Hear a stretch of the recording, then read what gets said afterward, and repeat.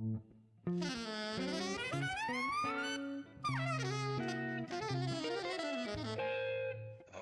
Jazz.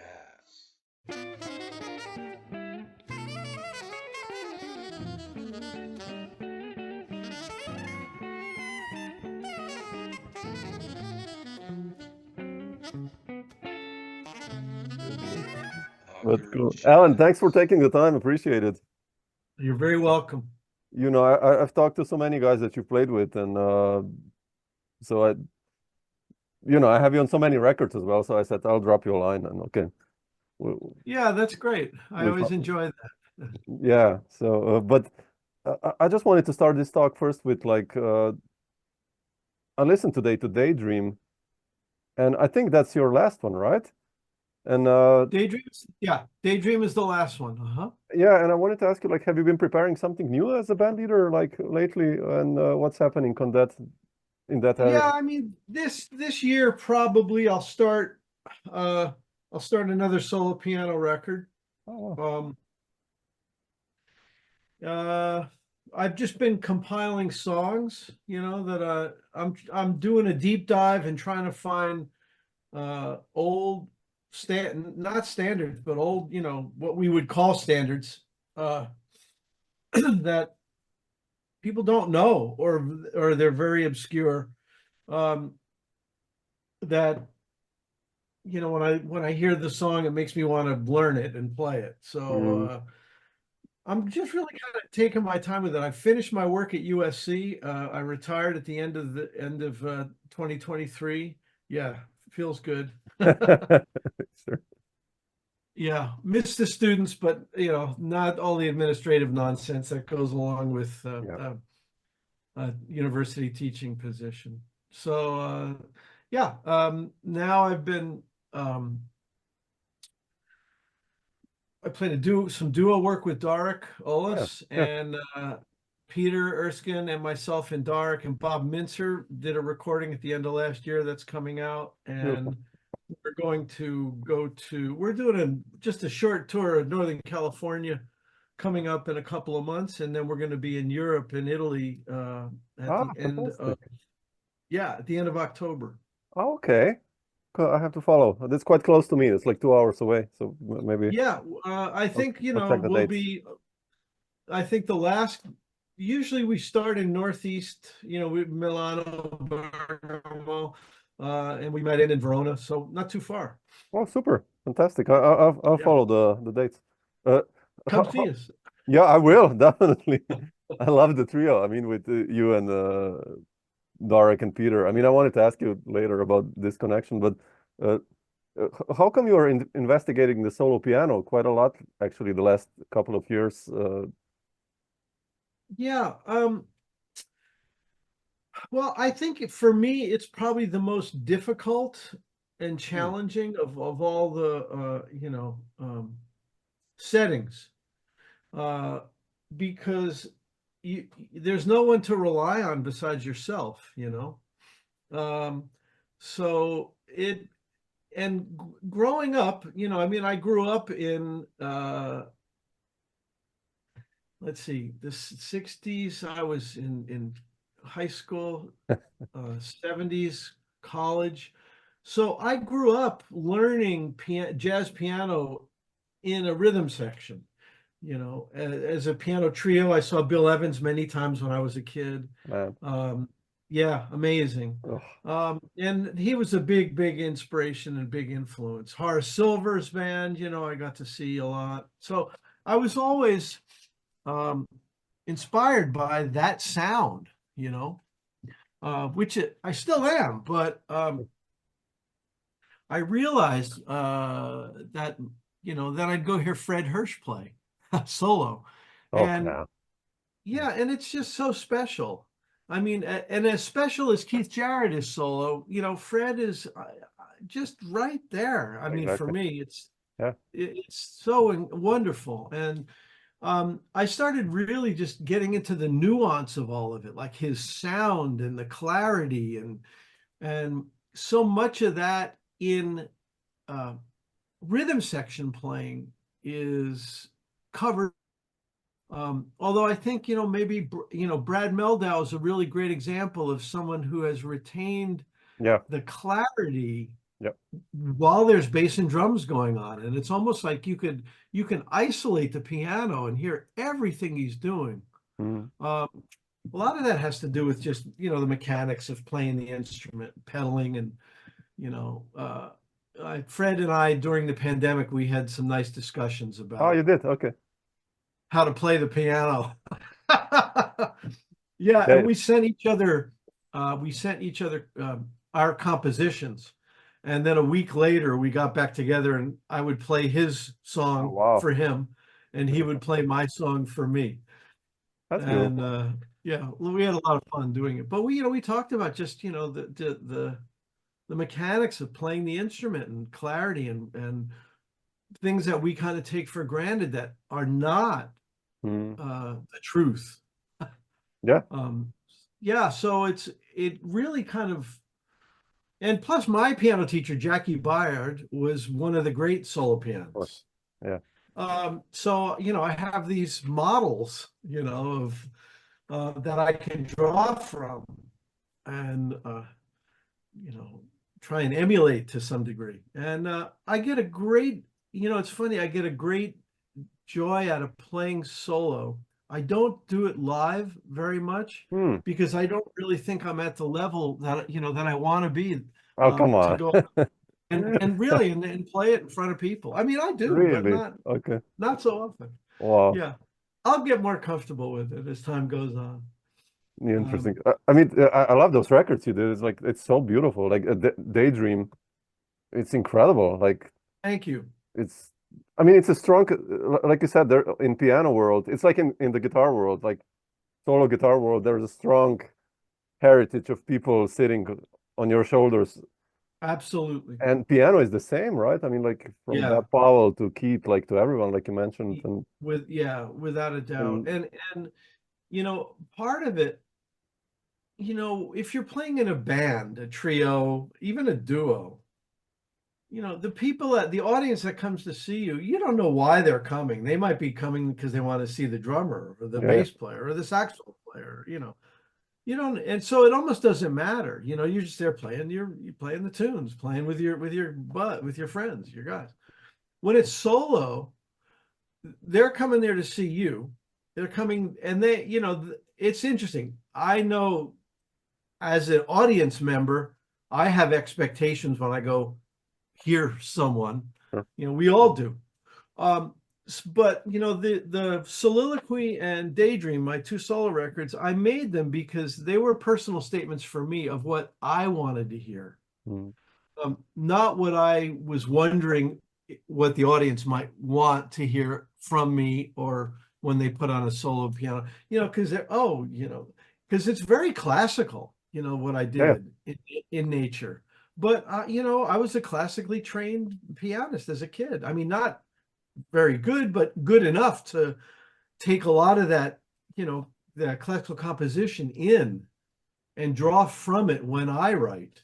yeah, The next record will have some of my originals on it. It won't just be fantastic, standard. Yeah. fantastic. Yeah, I love you. Yeah. I love your stuff. Yeah, Thanks. And a lot of that stuff is not really meant for solo piano. So I'm digging through, my writing and going, can I play this solo? yep, I mean, I can play the head, but can I actually extrapolate on it and improvise on it? Will it make sense as a solo piano piece?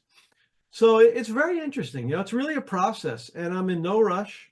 yeah, I do it here, right there. it's beautiful. Yeah, That's my beautiful Hamburg Steinway D, and I just when the inspiration comes, I turn everything on and start recording, and that's the best. yeah, Yeah, for me it's best. No headphones, no studio, no nothing. I can just be in here and create. yeah, So, and then hopefully something will be out yeah, this year. beautiful. When did you start first playing solo piano? Do you remember? Was it like already early or like jazz wise? I mean, I was late. I remember the first solo piano gig. Well, when I was a kid in high school, I someone hired me to play a party in New Jersey. I was scared to death. I was a senior. I still remember this. This is pretty amazing. I drove to this person's home in kind of a well-to-do part of New Jersey, and they had a party, and I rang the doorbell, and oh, Alan, yeah, come on in.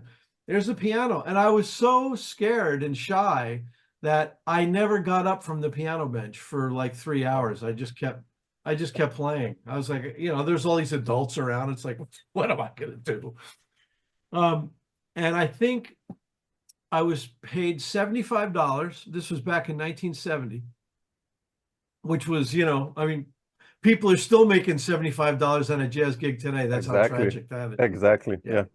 And when the owner of the home and the gentleman who was throwing the party came to find me to pay me when I could leave, he just handed me an envelope. And when I got in the car, I opened it, and there was another $75 in there. Ooh, wow. So yeah, and I just thought, oh man, this is cool, That was very generous and a very lovely gesture. Yeah.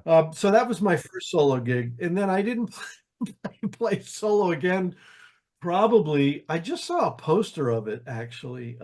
It was in Central America. There was a jazz festival down there, and they wanted me to come and play solo and play. Wow. So I flew all the way down there and played. They recorded it. I took the recordings home and listened to it, and I just said, "Oh, this is just horrible."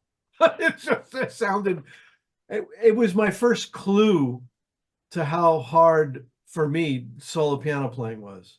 I overplayed. Everything, because when you first embark on this journey, and if you're used to having a bass player and a drummer, and you've never tried to figure out how to do it, you're trying to play drums, you're trying to play bass, you're trying to play everything.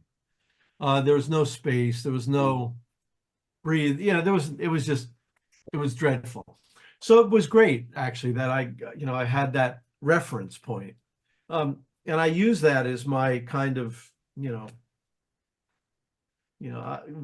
I getting too close to that? Because I don't ever there's no way for the listener to engage. It's like if you're having a conversation with someone and they never stop talking.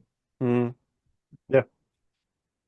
And it's like, okay, you're after a minute, you just kind of check out. It's like, oh, okay, nice to see you, man.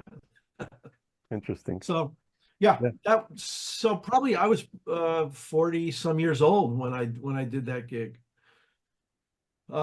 Maybe even older.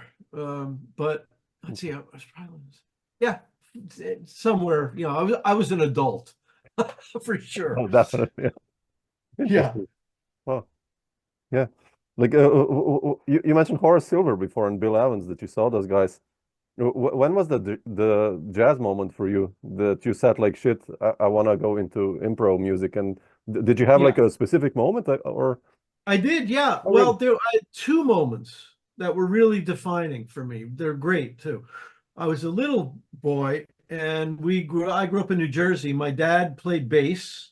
My older brother played piano. And we were in Atlantic City, New Jersey, down at the tip of New Jersey, at a place called the Steel Pier. It was a famous building, on the boardwalk, right on the ocean. And Buddy Rich had a big band that was performing there. So my dad said, hey, let's go in and, you could just kind of walk in and hang out.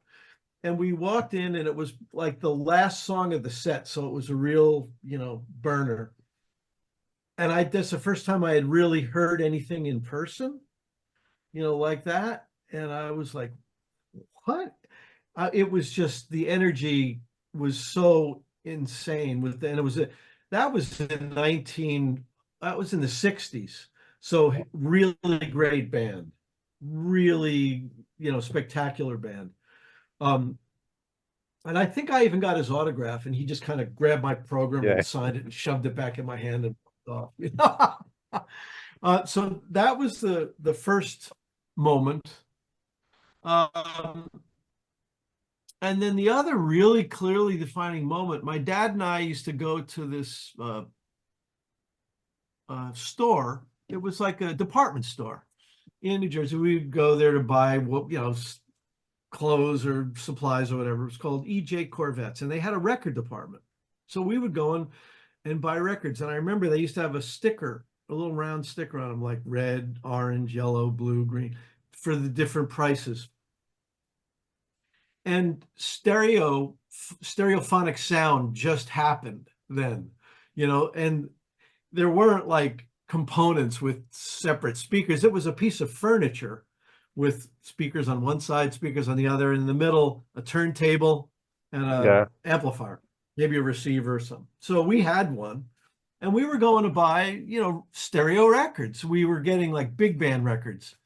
I remember Ted Heath. We had a Ted Heath record from an English big band, and the saxophones were on the right and the trumpets are on the left, and you'd sit there and you go, wow, far out.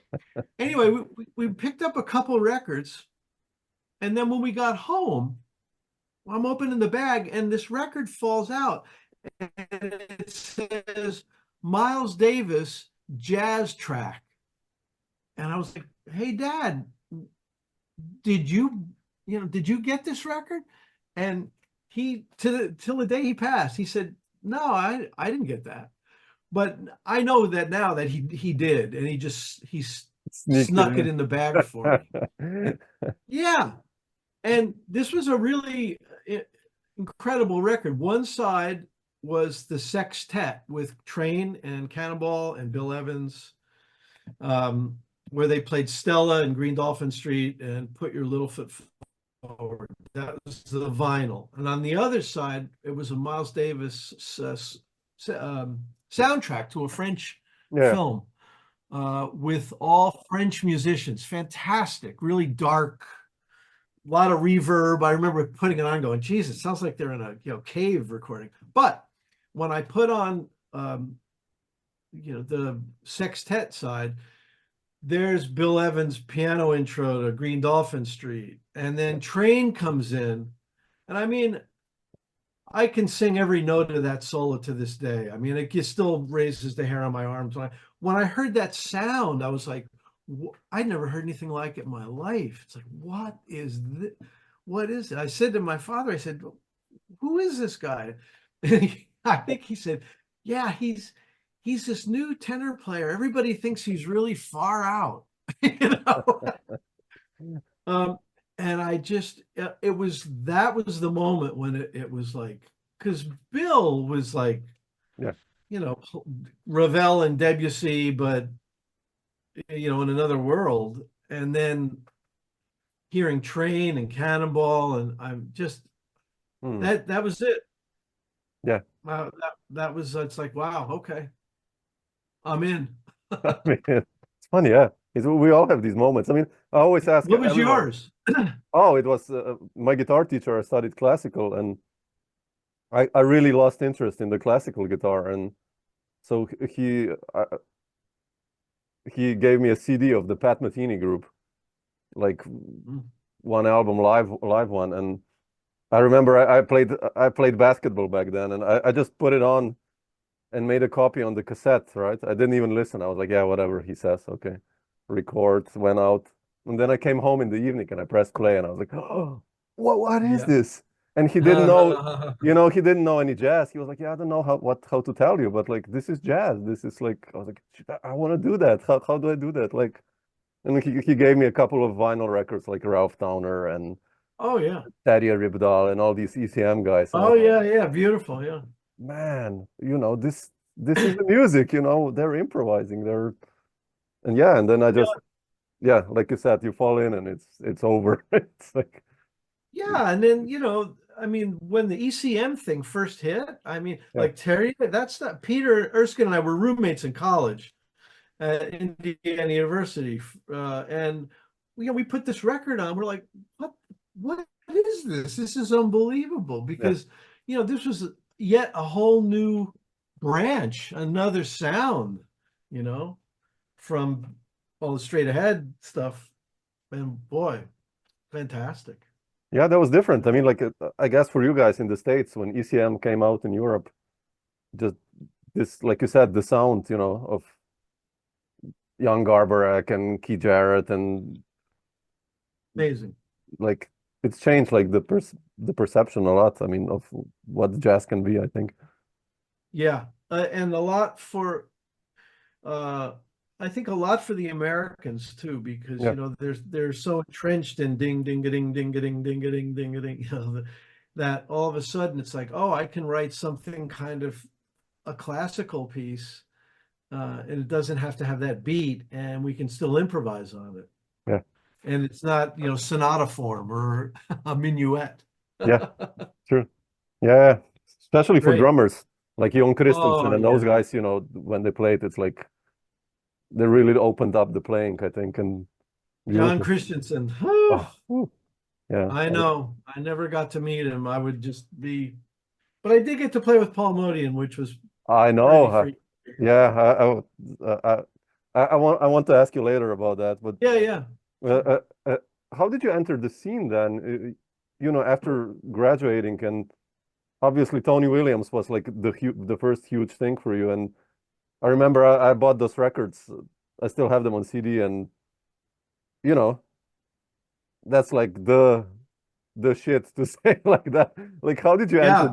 enter that band actually? And Well, so I went to college at Indiana University for my first 2 years. That's where I met Peter Erskine. And then I was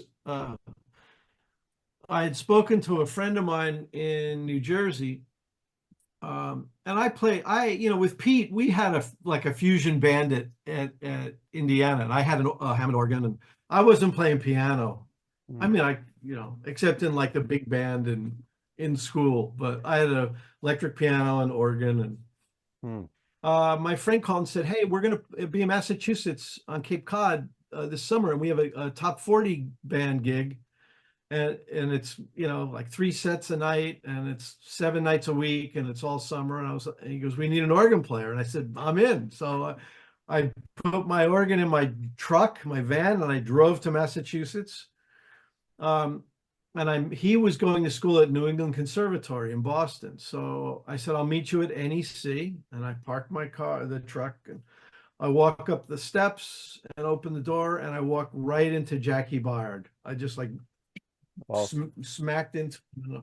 And I recognized him, and we started talking, and I said, "You know, this is a true story." I said, "I saw you when I was in high school." He said, "Oh yeah." I said, "Yeah, you were playing with Maynard's band." And he said, "Yeah, yeah." And I said, you came to my high school, Roselle Park, New Jersey." And the funniest shit was when Maynard introduced the band, when he got to Jackie stood up and said, "Ladies and gentlemen, I have an announcement to make." He goes, "I've played pianos all over the world." He goes, "This is the worst piano I've ever played in my life." Oh my He goes, "It's so out of tune, I had to transpose the entire band book up a half a step." Right. When I started telling him that, he went, "Oh yeah, I remember that. That was the worst piano ever." So immediately we had, you know, something to talk Yeah. about.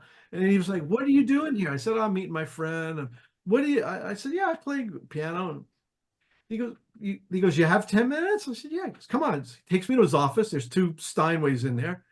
And he starts playing rhythm changes. He goes, "Come on, let's go." So we played for like 2 piano for 10 minutes or whatever. And then, yeah, we stopped, and he said, "So what are you going to do in the fall?" And I said, "I guess I'm going to go back to IU." And he goes, "Who's your piano teacher?" And I said, "I don't have one. You know, David Baker's there, but there's no jazz piano teacher per se." And he just looked at me and he said, "Why don't you come to Boston and study with me?" And I was just like, "What?" So I just said, "Hold on." And I just ran to the payphone back then and called my dad. And I said, "I just met Jackie Byard, and he wants me to move to Boston and transfer." And my dad, you know, he's great. He just said, "What do you want to do?" That's And I cool. said, "Yeah, That's a cool answer. I think I want to do this." He said, "All right, well, we'll get the wheels in motion." So I went to NEC, which was you know, I mean, Yeah. the luckiest, you know, I mean, if I had a red light on Gainsborough Street in Boston, I would have missed Jackie and nothing would have ever happened. But That's as amazing. time, luck would have it, that happened. George Russell was my theory and, you know, Lydian chromatic concept of tonal organization teacher for 2 years. And he, as Jackie did, they kind of took me in. And one semester, the last semester of when I was a senior, George took over the big band. And he came in and one day and he said, fellas, we're going to try some new music of mine. Or it wasn't new. Well, it was relatively new, I guess. He says it's called Living Time. And, you know, he passes it out and it's, you know, this unbelievable suite of music. And I had the vinyl, so I knew, you know, what was going on with Bill Evans. It was a commission for the Bill Evans Trio and this interesting kind of 2 big bands within one, 2 different conductors. Carl Atkins was one of the conductors, George was the other. And then at the end of the semester, George said, you know, I'm going to Carnegie Hall and we're going to perform this in Carnegie Hall and I'm going to take some of you with me. And I was invited to play electric piano. So I show up at Carnegie Hall with my gear and, you know, go in the backstage door and bring it in. And the stagehand says, set up right there, right behind those yellow drums. And I knew Tony was on the record. And I saw the drums and I went, oh, shit. Okay. Man. I'm going to get to like watch Tony. I wasn't even thinking about anything else. I'm going to get to watch Tony Williams for like rehearsal and the whole. And I had a couple of solos and, you know, and played. I had no idea he was putting a lifetime together. I had no idea Allan Holdsworth was in the audience.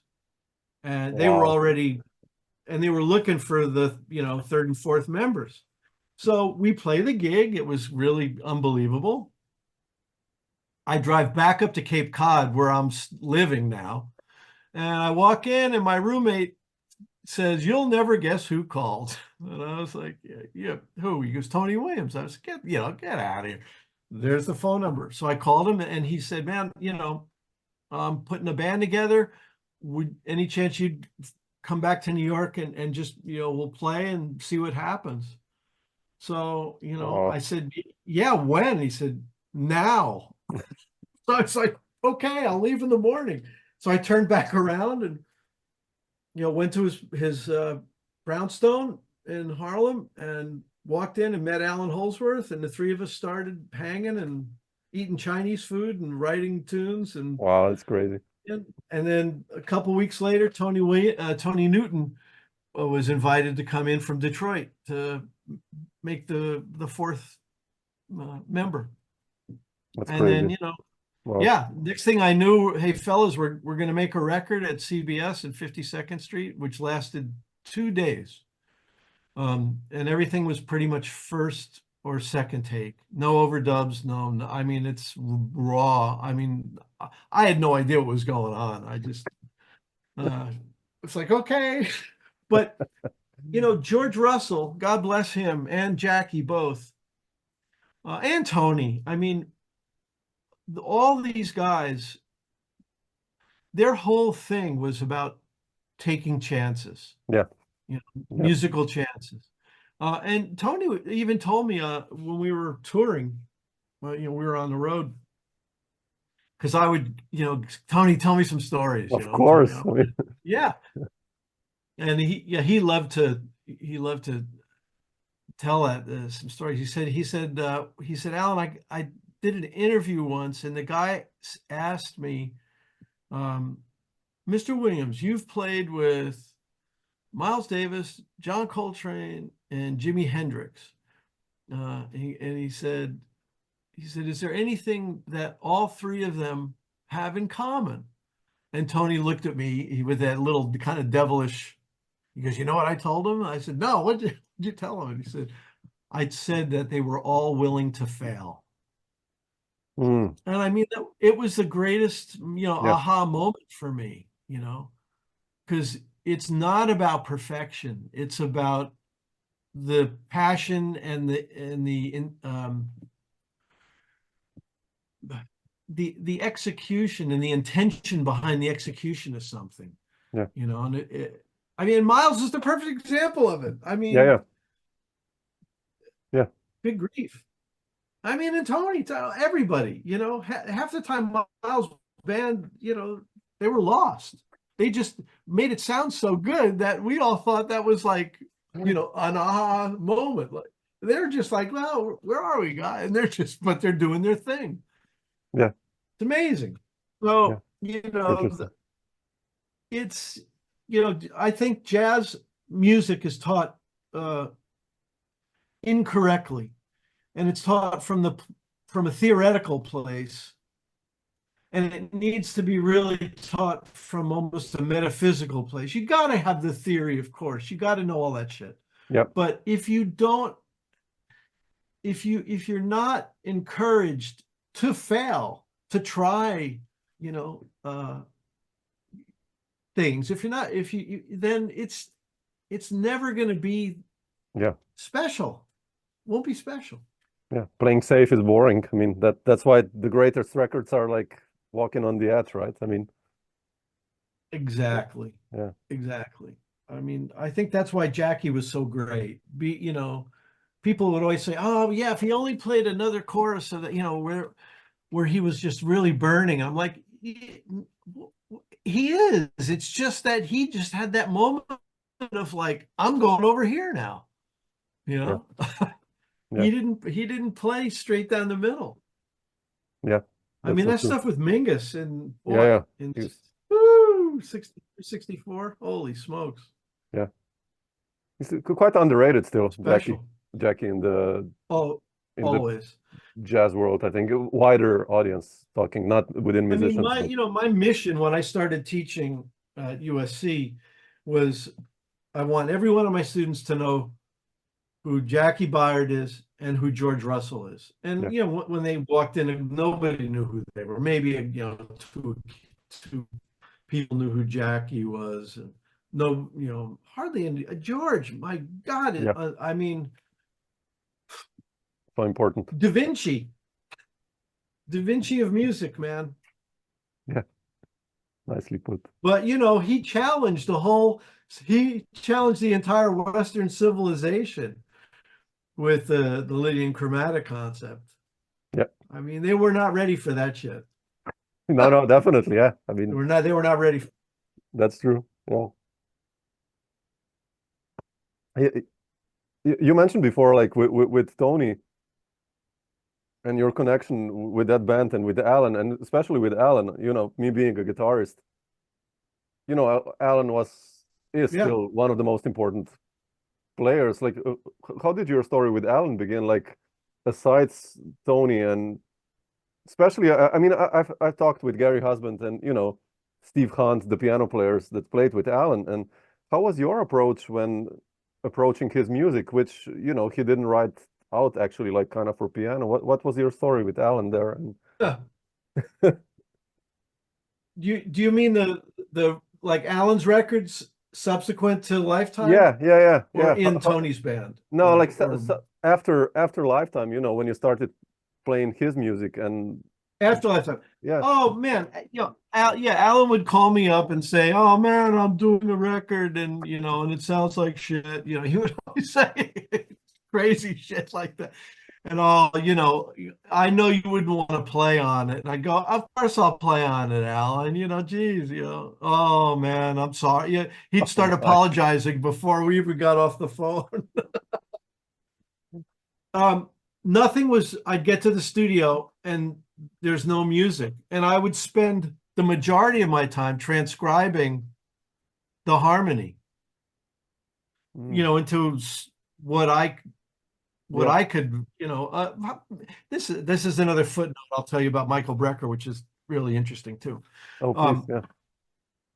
And then I'd spend, you know, a third of the time playing on it, you know, but once there's no system to it, there's no trickery. It's just, you know, there's no formula to his stuff. Yeah. It's just really in the outer extremities of the harmonic universe, the way he builds chords. and really hard to transcribe. Yeah. Hard to transcribe. And beautiful. I mean, so much of his music, the melody comes from the harmony almost. Yeah. Like Giant Steps almost, you know, the melody in Giant Steps comes from the harmony. But, Yeah. you know, I think a lot of Alan's music is that, you know, the melody is just in the chords. And, you know, of course, there's some that weren't constructed that way. But I think that's what makes for me, that's what made it hard to do that transcription, because, you know, it was all built in. You know, you had to get it all. It wasn't like, oh, here's the melody line, I'll get the chords. Interesting. Yeah. And because, you know, those things were never played on piano before. Exactly. Yeah. It's like, what is this? You know, I'd have to make up these names for everything. Yeah. And bizarre. Footnote to Michael Brecker, when I made a record called Dedications. Yeah. I love that one. Yeah. It's beautiful. Thank you. Randy and Michael and Gary Bartz are on, Dave Holland and Paul Modian. And was a tune called The Emergence. And I remember actually having a big fight with the producer, Ralph Simon, over. He said, I don't think this tune should go on the record. And I insisted that it did. He goes, yeah, I think it's the one of the weaker tunes on the record. And I thought he was crazy. And of course, now years later, when I listened to it, I think he was right. But Michael called me up and he said, man, you know, I sent him the music, and he said, I'm looking at your changes. And he said, what do you mean by this? You know, he would isolate a chord. He goes, what are you going to play over that chord? You know? And I was like, oh, well, I would play this. And he's like, oh, okay. And then he'd write down what worked in his system. It was so interesting. cool. All of a sudden I realized, man, it's, you know, because piano players tend to be piano centric. And I've always been quoted by saying one piano is one too many. Because, you know, I like hearing music without piano, you know. I mean, I got to work with Sheila Jordan, thank God. Exactly. You know, and, you know, her and bass is all you need. Yeah, with Cameron on her and Cameron. I mean, that's like, oh, that's so great. Yeah, that's great. it. It's enough. She was my jazz mom in New York. She really looked after me and took care of me. Yeah, amazing. How did you then write the scales for Alan's music? Like, did you write just the notes that you can play over certain chords, or like not scales? I mean, to improvise, especially. Like, I don't know. I mean, if I made, you know, if you had a chord like, yeah, you know, I'd look at a chord like that and I'd go, okay. I'd write out the notes and I go, okay, it's an E minor chord. It's a, you know, compound chord, E minor, E flat minor, and then the E flat minor is a second inversion. Yeah. So the inversions were really important in the spread of the harmony. And then I would look at that more, not so scalar, but more intervallically. Yeah. Yeah. I wouldn't try and make a 7 or 8 note scale out of that, but I would like try and, you know.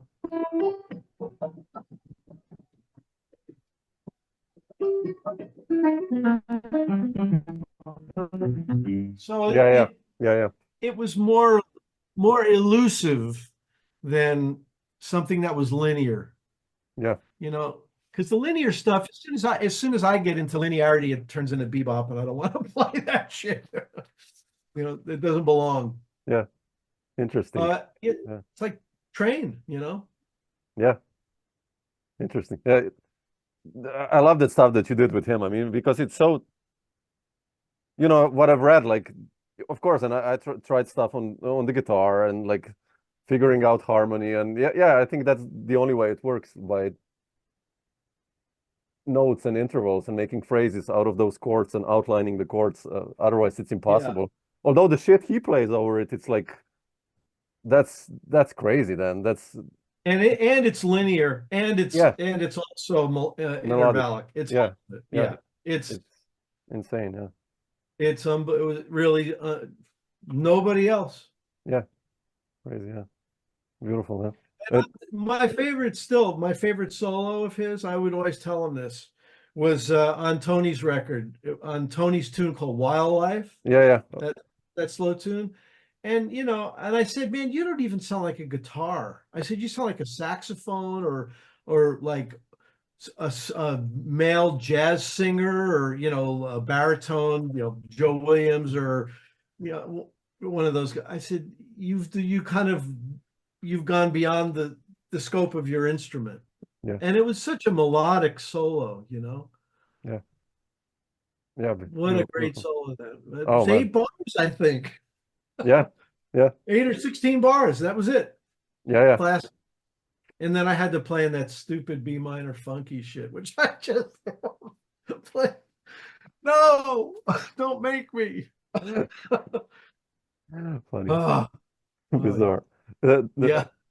Alan, I don't want to take too much. There's so much stuff like I can ask you, but I don't want to take too much of your time. But I think you're probably the only one of the rare creatures that played Alan's music like this out of world, and then did the pop rock stuff like Bob Dylan and all that, which Yep. which is like really two such different worlds, both amazingly beautiful. But how did you also enter that other world, like the rock scene? I Well, mean, rock, I love, as a kid in high school, I loved listening to rock. I had a lot of rock records. I really liked heavy guitar bands. Zeppelin, mm, heavy organ, guitar bands, Spooky Tooth, Steppenwolf. yeah, I think stuff that had a lot of power. I mean, Santana's first record, I heard that, I was like, what? Holy smokes, this is interesting. So I played, I had an organ, so I played in rock bands in high school. And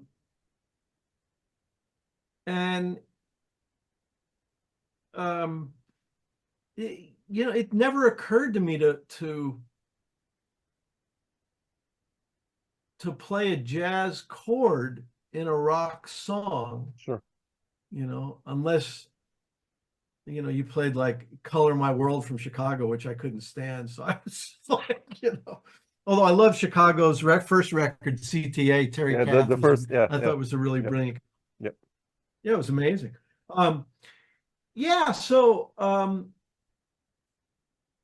Three Dog Night, Grand Funk Railroad. I mean, these were, I went to see these bands as a kid.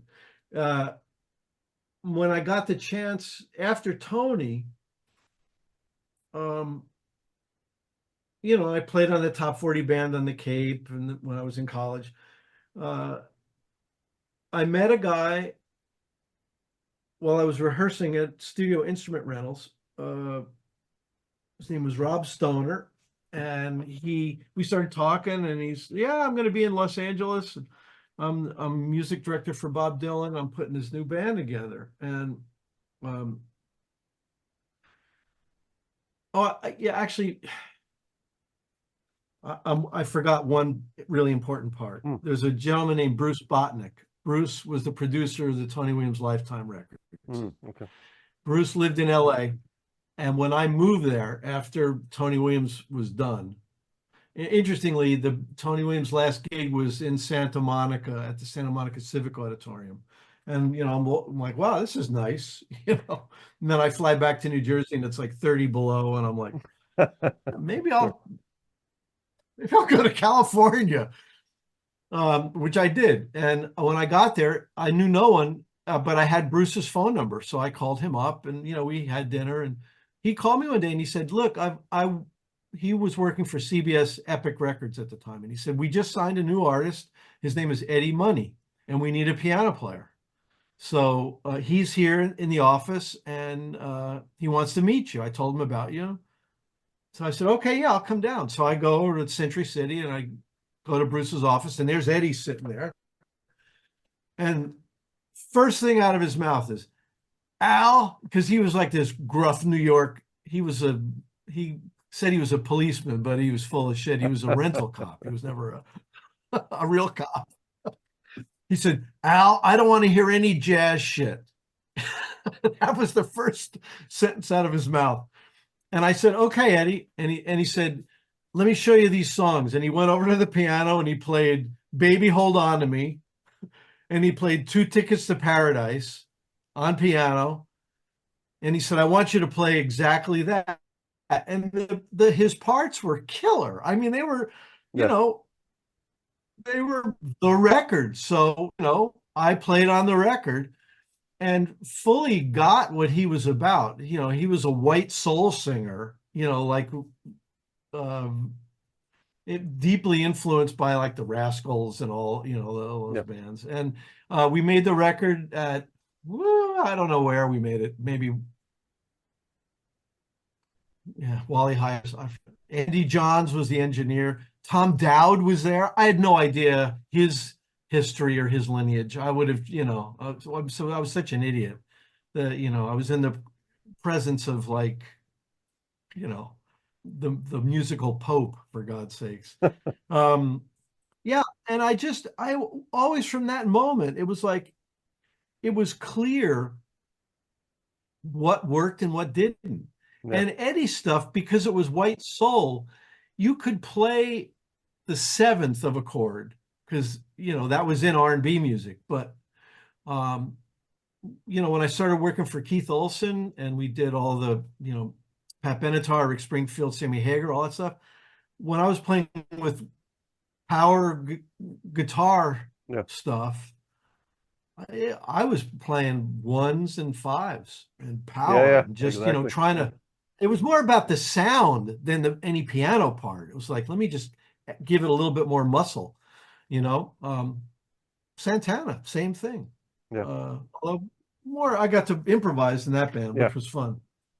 So it was really, amazing.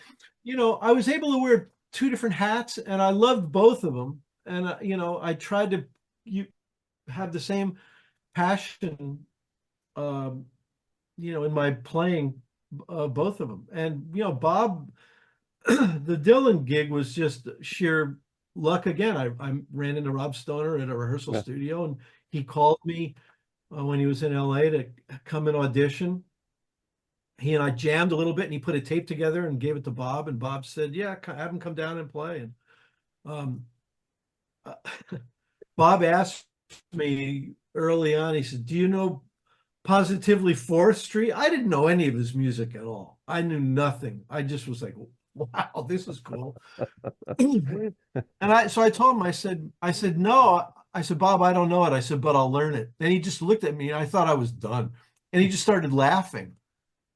And and then, he had me come back the next day. But, I mean, I guess I approached it willing to fail. I put everything that I could into it and tried to just play the hell out of it, and right or wrong. And that's why I got the gig, I guess. Yeah. Beautifully. Really great experience. An amazing experience that has kind of repeated itself throughout the years with him. I've been lucky that way. Yeah, it's funny. Allan Holdsworth and Bob Dylan, like these tours that you were exchanging, that's like, what? I mean, that's insane almost. I mean, but I know, it's kind of crazy, huh? But yeah.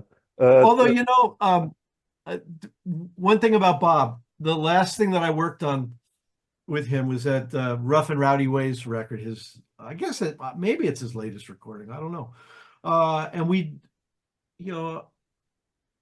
I was in the studio, and he said, "Come, fellas, come on in." It was me and Ben Montench, who is my hero on B3, rock pop organ players. He's just, God to me. Love him. And Bob was in there, me and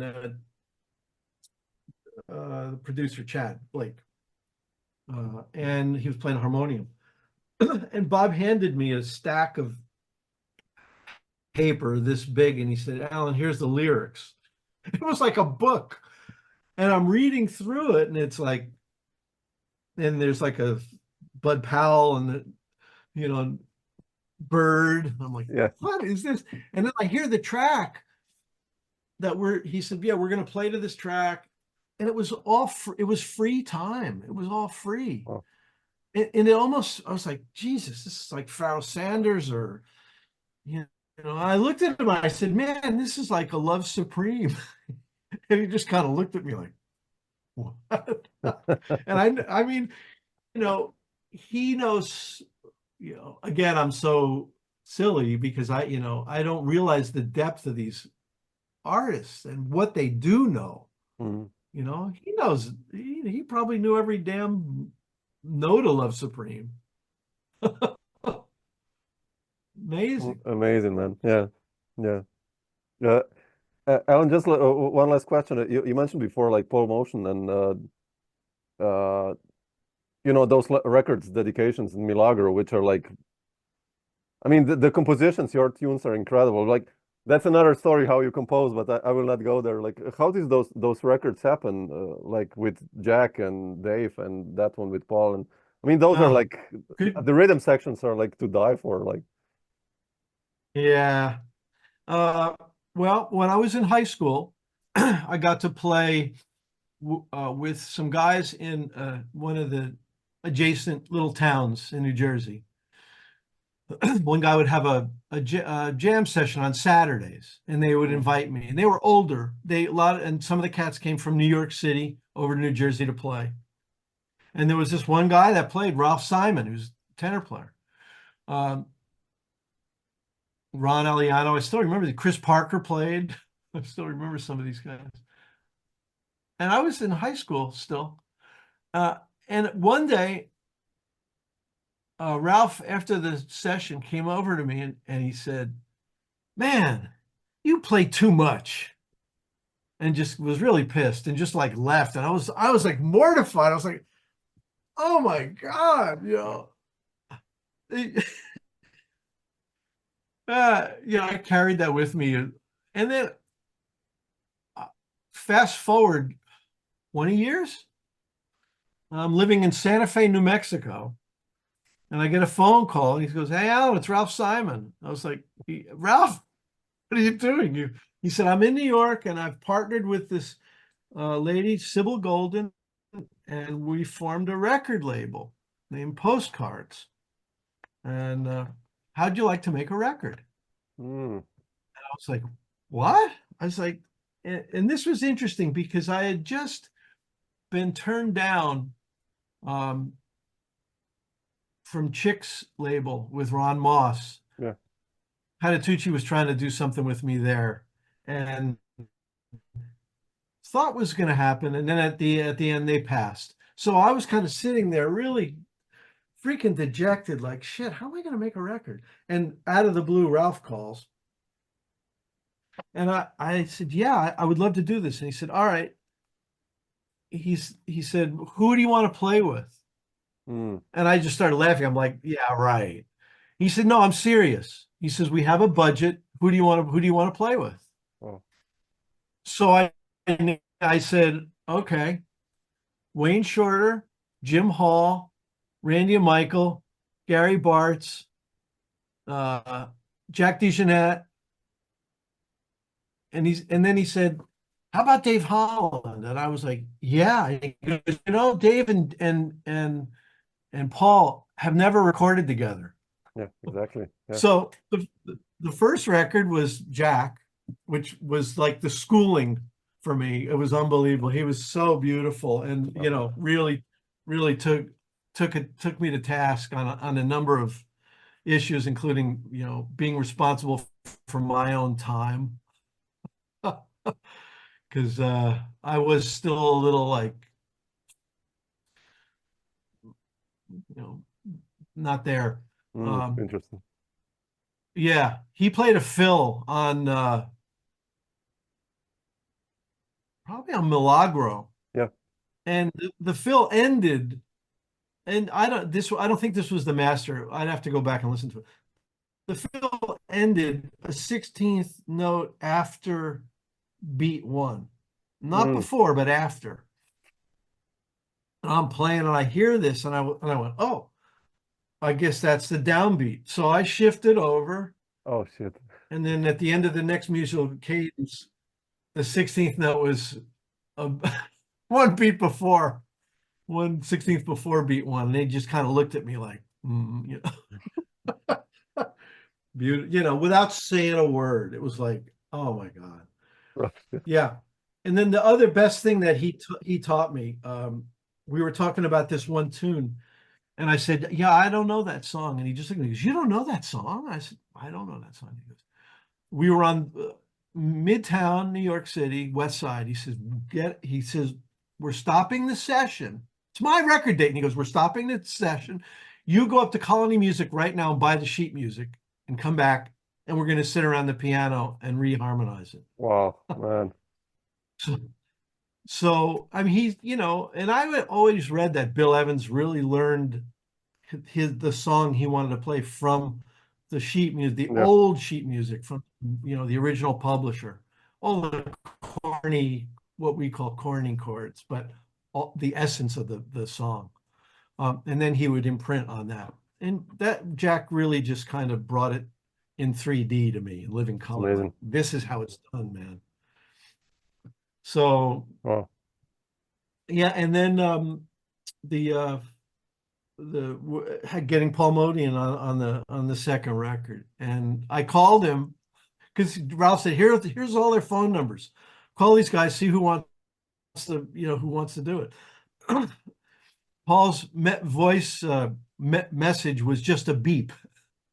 You know, there was like one ring, and there was like beep, and I was like, oh, Paul, you don't know me, but you know. And he called me back. He's like, hey, man. He was so beautiful. Yeah, he's one of my favorites. Yeah. Oh, yeah. Oh, he was so lovely. And he's so swinging on that record you guys did. It's like I haven't heard him swing in that era for a long time. You know, like he was playing more open in that period. Like, but he's there. It's burning. Totally bringing it. Yeah. There's a great thing. If you have that record or can get access to it, listen. Yeah, I do. Listen to a track called Grace. And at the end of it, Paul didn't, you know, I gave him music and he never even looked at it. You know, I gave him charge. He's like, yeah, man. I said, look, Paul, at the end, we're all going to retard. You know, there's a retard and then we're going to end the song. He's like, okay, man. So we're playing the master, right? And I'm in the middle of the master going, oh shit, this is a really good take. This is a really good take. And we play which is stupid for me to even go there. I'm like, I was so out of my brain. We get to the end and I look at Dave and I start slowing down. And Paul just keeps playing time. He doesn't slow down. And I almost stopped. And like, no, we got to do it again. And I just said, just keep going, screw it. Thinking that it was a bad take. And then I went back and listened to it. And the tension of all of that stuff, it was freaking magical. Yeah. You know, I mean, so that was my lesson. Get out of your own way when you're in the studio, because boy, you can't be the producer and the player and you just can't. You just gotta surrender, man. Yeah. Yeah. Beautiful. Alan, I guess I'll let you go since you have time only until 11, right? But so beautiful to hear you talk about these things, man. Like really appreciate it. Oh man, thanks for thanks for the invite and great questions too, man. Really good, really great questions, Samo. Yeah, I love all these records. I hope re-listen. So sorry. Yeah, check out the end of Grace. I will. You will laugh. I mean, you will totally. He just plows right through the whole retard and just keeps going. I'm like, and beautiful. I think I can tell you now, man. Tentatively, the quartet is going to be like I think our last date is the 18th or 19th of October. Okay. So, and we will be somewhere in northeastern Italy, I would imagine. Okay. Um, I mean, if you feel like, Once I get an itinerary, if you remember about me, I can drop me a email line. to you. But otherwise, I'll follow on your website or I something. will.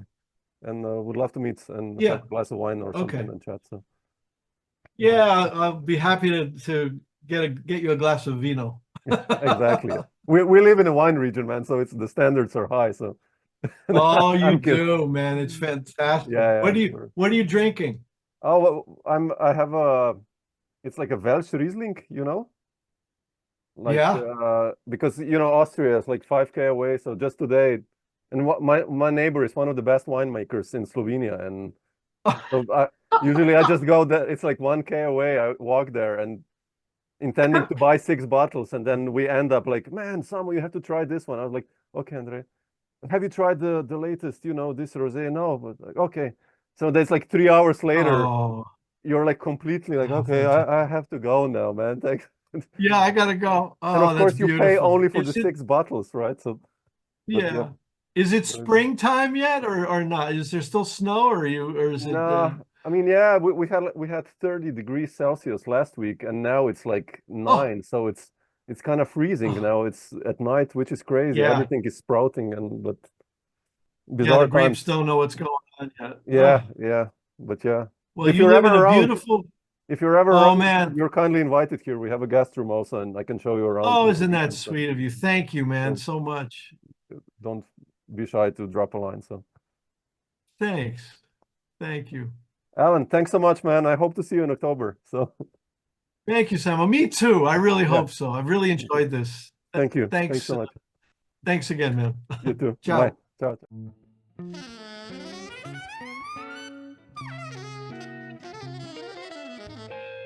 Dr. Jazz.